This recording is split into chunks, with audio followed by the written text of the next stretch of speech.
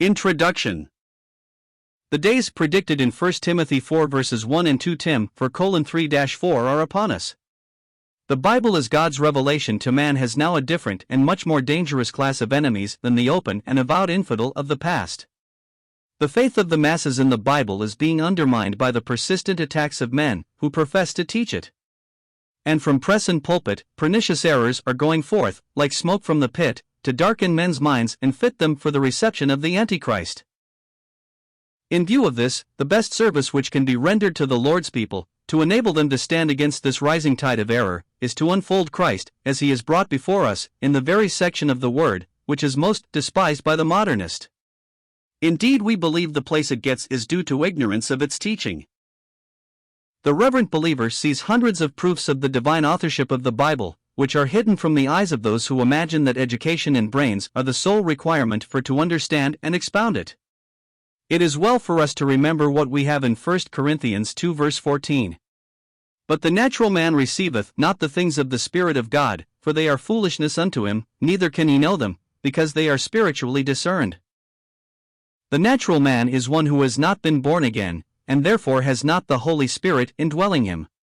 Such an one may have great natural gifts, aided by all the learning which the universities can give, and yet he is utterly incompetent to understand and teach God's word.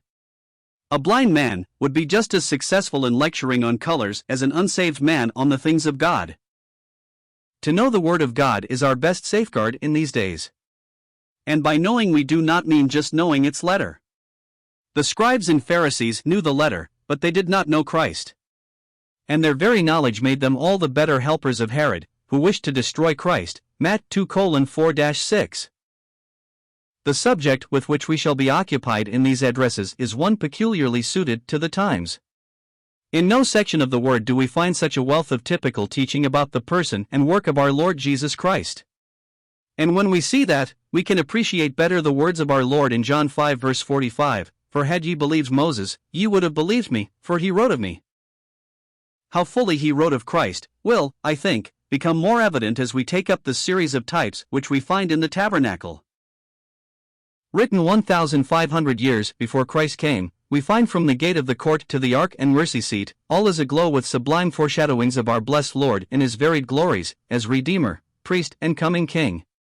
And to see the perfect agreement between the type and the antitype, between the figure and the fact, will strengthen the child of God to stand amid the apostasy which is sweeping over Christendom. Holy vessels before the tabernacle.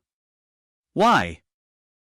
Before taking up any part of the tabernacle, we wish to call attention to some things which are rather striking.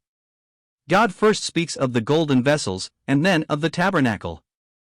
Now with men it is first the house then the furniture. They don't get the furniture and build the house to suit it.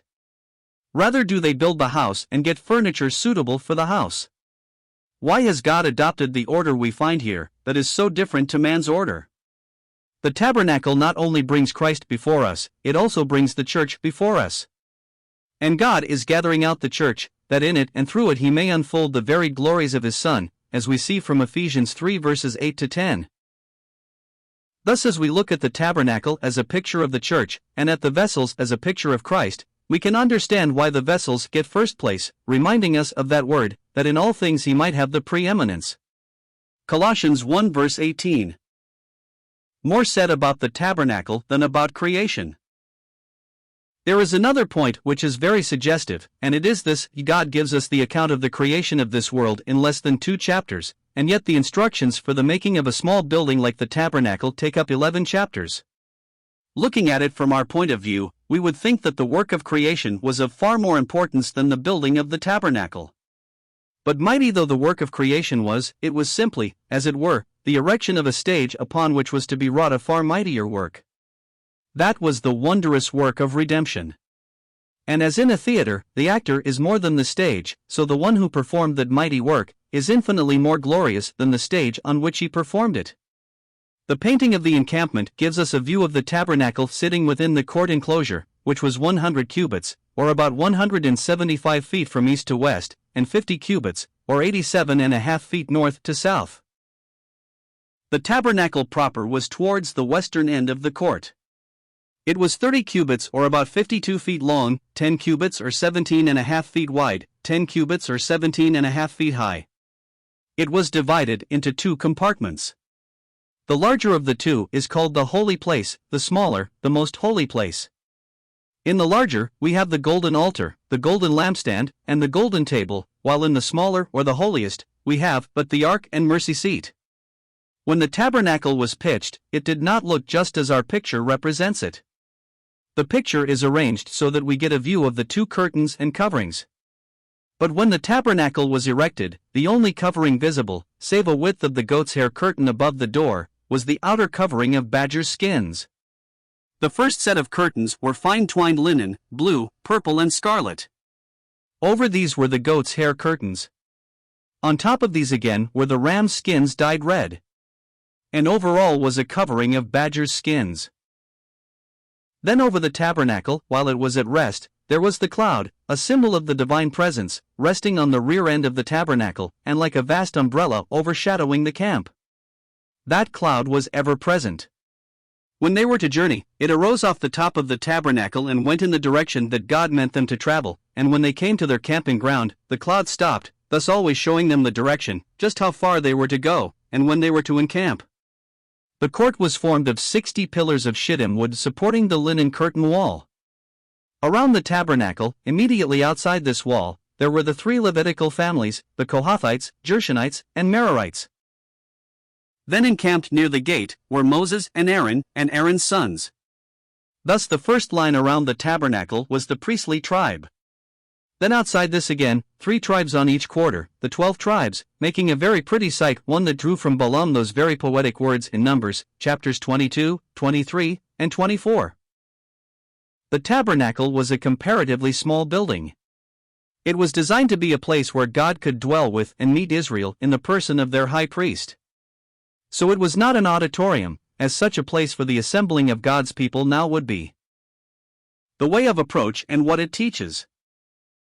The approach to the tabernacle contains most important teaching, bringing out just what man needs in order to fit him for God's presence. Close by the gate was the brazen altar.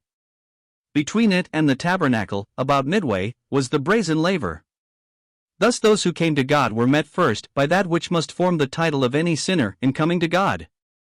The altar speaks of the cross work of our blessed Lord Jesus Christ, his work accomplished on earth. Then the laver, which speaks of the unfinished work of the Lord Jesus Christ in heaven. It is not our purpose now to give you our reasons for using these remarkable types, as indeed typifying the Lord Jesus Christ in his various offices. We hope to deal with them each in their turn, and then the word will carry conviction to the minds and hearts of God's people, that they do so set forth his glory. One little word suggests this, that is the last clause of the 9th verse of the 29th Psalm. Speaking of this very building, for the temple proper was not then built, and so what is called the temple in the 29th Psalm is the tabernacle, that verse says, every whit of it uttereth his glory. Every whit of it, not merely those beautiful vessels that are inside. One might say, of course they will utter his glory, but the tabernacle as it stands as a whole, blessedly speaks forth the glories of Christ.